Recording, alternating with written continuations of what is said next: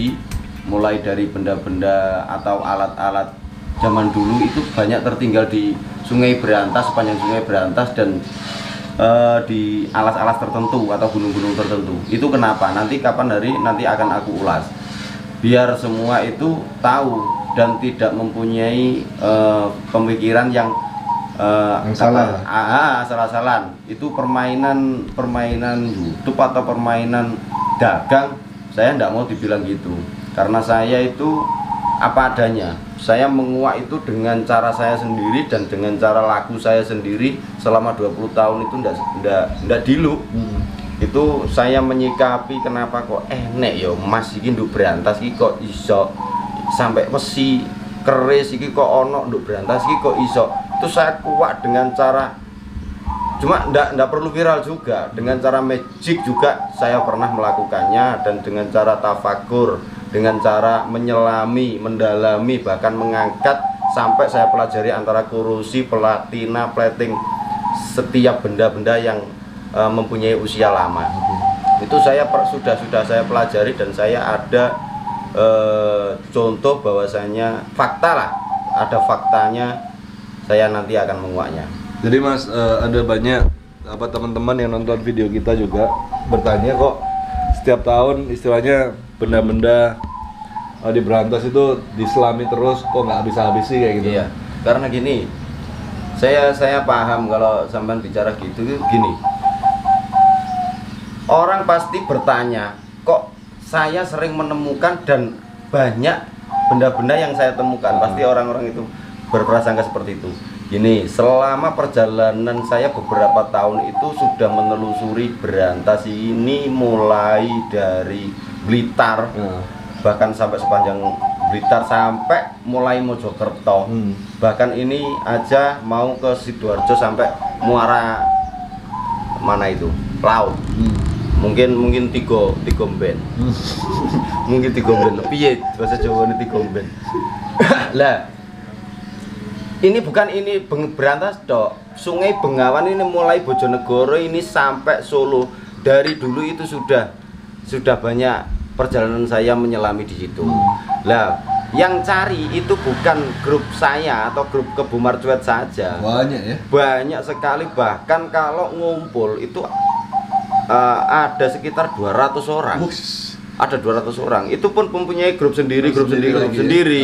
Lah karena kita itu sering ketemu sama teman seprofesi, kita kenalan dan ada barang-barang temuan. Kalau saya minat, kalau saya mampu untuk memaharinya atau apa istilahnya itu menghargainya, jeripayahnya dia, kalau dia boleh ya saya beli, ya saya mahari. Jadi makanya kesimpulannya saya sering dapat temuan seperti itu ya bukan dari penyelam saya juga ada, karena di sana itu banyak teman-teman yang seperjuangan atau seprofesi dengan saya itu, karena saling membantu. Kalau ada Mas ini sama beli berapa gitu, nanti saya akati. Jadi kalau menurut Mas Roni secara sejarahnya Mas, kenapa kok di sungai?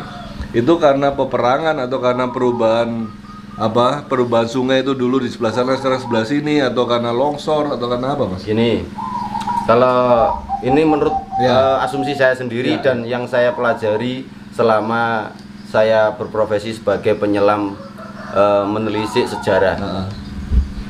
Kalau kalau saya mendalami dan kalau saya itu memprediksikan dulu transportasi untuk dari wilayah kerajaan satu dan ke kerajaan yang dua, itu alat transportasinya itu bukan di darat.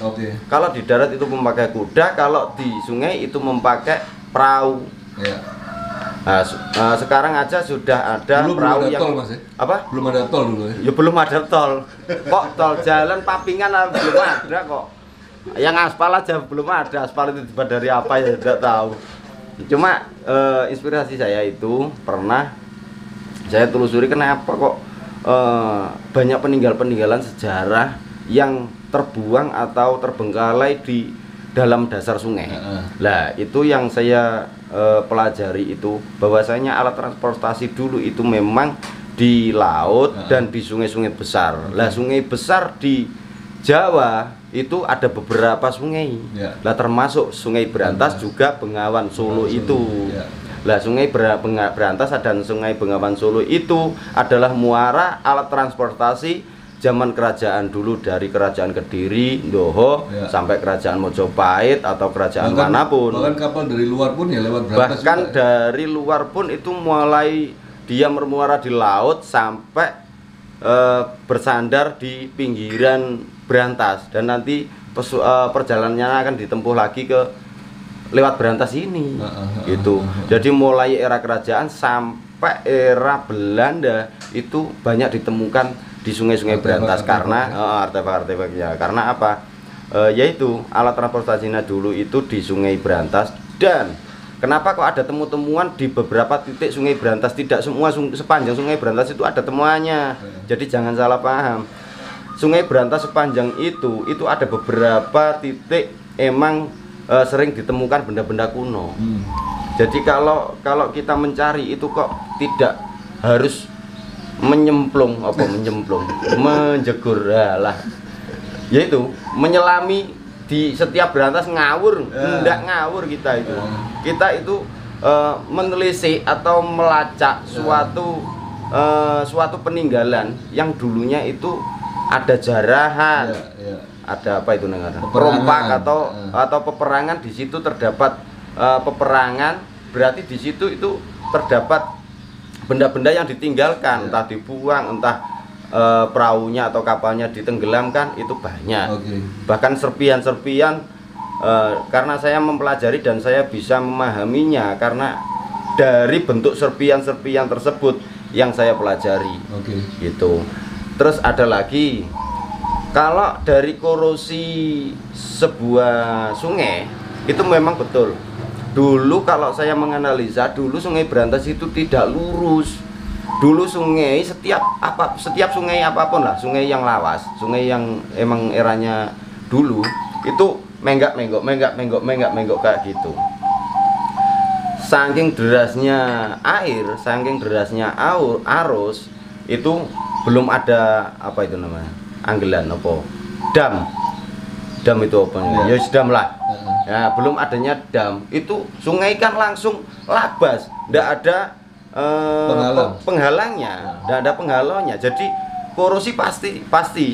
Jadi yang dulunya menggok ke kanan jadi ke kiri, yang ke kiri jadi ke kanan, dan ada perbaikan, entah itu di zaman Belanda, entah zaman Jepang, itu ada perbaruan irigasi. Ya, jadi yang dulunya itu sungai bisa jadi daratan, dan yang dulunya daratan atau makam-makam kuno itu bisa jadi sungai. Makanya terdapat suatu peninggalan seperti tengkorak, seperti tinggalan perabotan rumah tangga, itu terdapat di sungai. Itu karena apa? Korosi yang dulunya sungai masih belum ada bendungan. Lah sekarang sudah ada bendungan, ada irigasi baru dan diperbarui Sungai Berantas, makanya muaranya stabil dan tidak terlalu parah korosi. Gitu.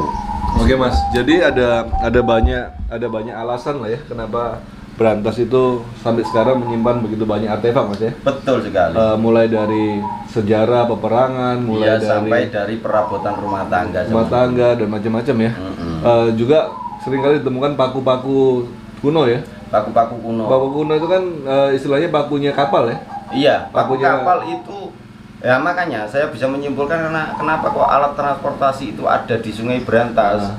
Dan serpian-serpian kapal seperti contohnya yang sampaikan pakunya kapal itu seperti kotak pasti kotak separuhnya kapal, dan tumpulnya atau kepalanya paku tersebut itu pasti bulat. Jadi itu menunjukkan bahwa di Berantas juga pasti ada kapal karam dan segala macam lah. Banyak sekali ya. Cuma ya ndak kita angkat. Iya, ndak bisa.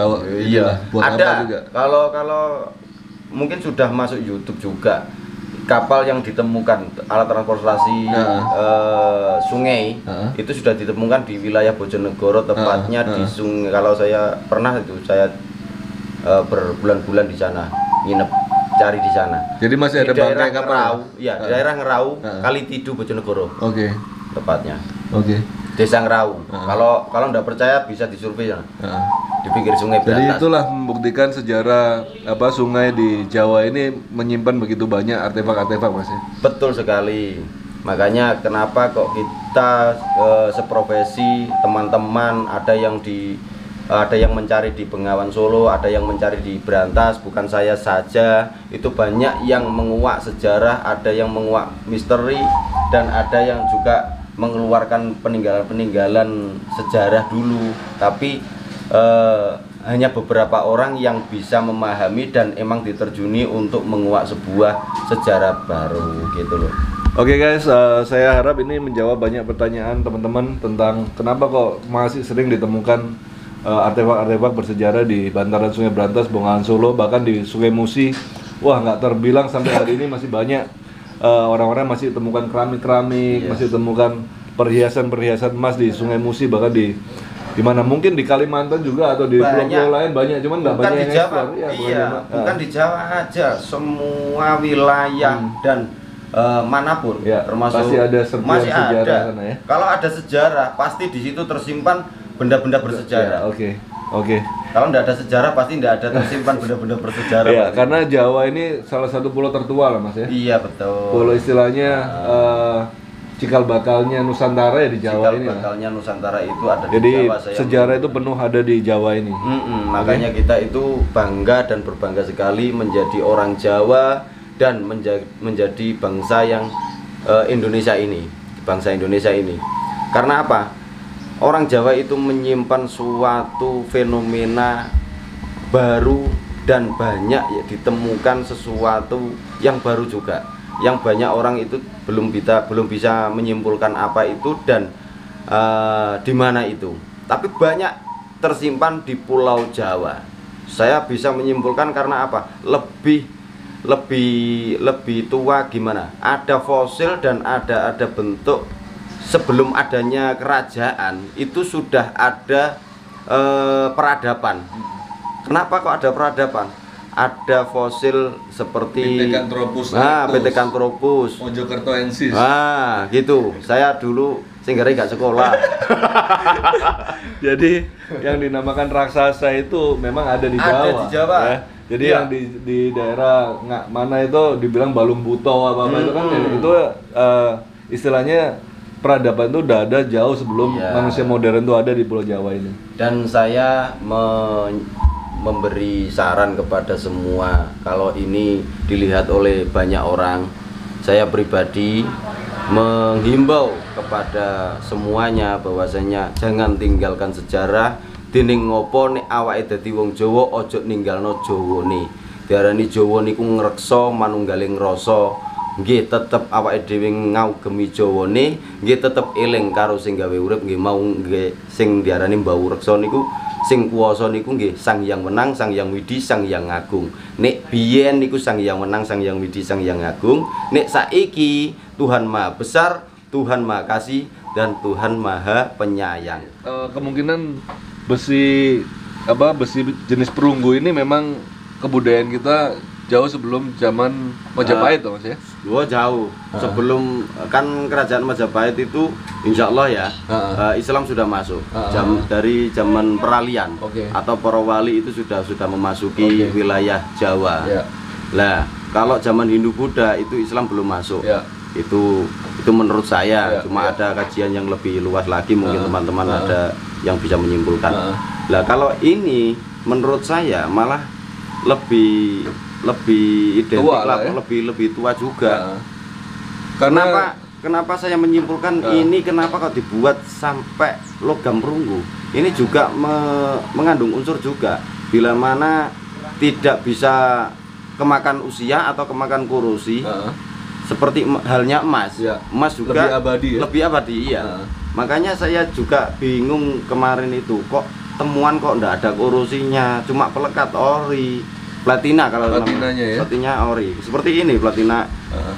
Platina seperti ini nih nggak bisa dibuat ya. Ndak bisa dibuat juga. Platina seperti ini itu identik ke besi. Tapi ini kok bisa nempel di logam selain besi atau termasuk perunggu kalau saya namakan. Nah, kalau logam perunggu biasanya pelekatnya seperti ini. Karena iya agak kehijau-hijauan. Ada banyak itu rencekan. Ya. Hijau semua. Enggak pernah dapat. Cuma ini mungkin waktu nemunya ini waktu pin dasar dan ini ada tercampur dengan besi-besi lain. Oke. Iya, tercampur dengan besi-besi lain. Jadi ini menyatu dengan besi-besi lain. Jadi posisinya seperti ini waktu kalau saya nyimpulkan waktu nemunya. Ini posisinya seperti ini. Jadi ini di bawah ini ada besi-besi yang lain seperti paku atau apa, logam apapun itu ada di Sungai Brantas. Oke. Nah, ini yang di atas, makanya kehijauannya nampak di Di atas. sebelah atas dulu. Oke, karena Iya. masih kena cahaya dikit lah. Iya, betul. Loh Mas, apa bener mungkinan kayak gini ini termasuk zaman dongsong Mas? Lah, itu yang jadi PR buat saya. Ini saya juga bisa menyimpulkan ini era-era dongsong. Lah, era dongsong itu yang saya kan belum bisa menyimpulkan era dongsong itu termasuk era yang bagaimana Tahun dan berapa era ini? apa ya. Karena banyak temuan-temuan yang bilang temuan dongsong, Iya. kapak dongsong kayak gitu-gitu Mas ya. Iya, Kita saya masih ada belum. contohnya seperti kapak yang kemarin Mata panah ya. Ya, Oh, mata yang panah kapak kemarin ya. kan. Iya. Yang pengen bawa itu kan perunggu. Perunggu semua itu. Nah, identik itu di sebuah tumbak, pataka atau sejenis senjata lainnya. Oke. Bukan termasuk pusaka. Oke. Tapi ini baru kali ini saya Berbentuk mendapatkan bentuk ya. bentuk pusaka. Pusaka jala Ini lagi. jala, Ah. iya, dapur jala. Oke. Adek jalanya sungkem ya. Jala Asik sungkem kan? ya? Iya, sungkem Iya. ini. Iya. Ini sungkem. Entahlah, ini jala apa namanya, jala Ya. ngore atau jala apa, saya nggak pernah paham itu. Oke, tapi ini temuan yang luar biasa Mas. Iya. Istilahnya kita bisa merekam bukti sejarah bahwa ada petok yang jala, petok atau apapun dari perunggu Mas ya. Iya. Dan memang istilahnya sesuai dengan zamannya lah. Iya, betul. Tipisnya juga apa segala macam orisinil lah. Iya. Dan ini salah satu bukti sejarah bahwa jauh sebelum zaman besi kemungkinan orang udah membuat pusaka jenis jala juga. Iya. Karena kebanyakan kan pandangan orang pusaka bentuk-bentuk gini pasti zamannya zaman Singosari atau kedepannya. Iya, karena mempunyai dapur-dapur Dapur-dapur khusus, khusus, sudah mempunyai kecantikan atau kombinasi dapur yang ditentukan. Iya, iya. Tapi kalau era-era zaman batu belum mempunyai dapur, tapi dia sudah memprediksi bahwasanya sejenis senjata itu begini posturnya, Iya. begini posturnya pasti sudah ada. Oke teman-teman, kita akhiri sesi di betok perunggu ini. Kita setelah video ini saya mau ajak Mas Roni untuk kita mau belajar tentang patina Mas. Iya, platina. Jadi patina pusaka temuan itu harusnya seperti apa, atau kalau kita lihat banyak sekali ya orang-orang yang menjual pusaka atau memamerkan pusaka diakui barang temuan, tapi mungkin kita harus mempelajari lebih dalam lah. Iya. Patina yang benar itu seperti apa supaya kita tidak salah beli lah istilahnya. Betul Ya. sekali. Oke teman-teman, itu aja. Jangan lupa share, like, dan subscribe. Terus cintai pusaka-pusaka Indonesia.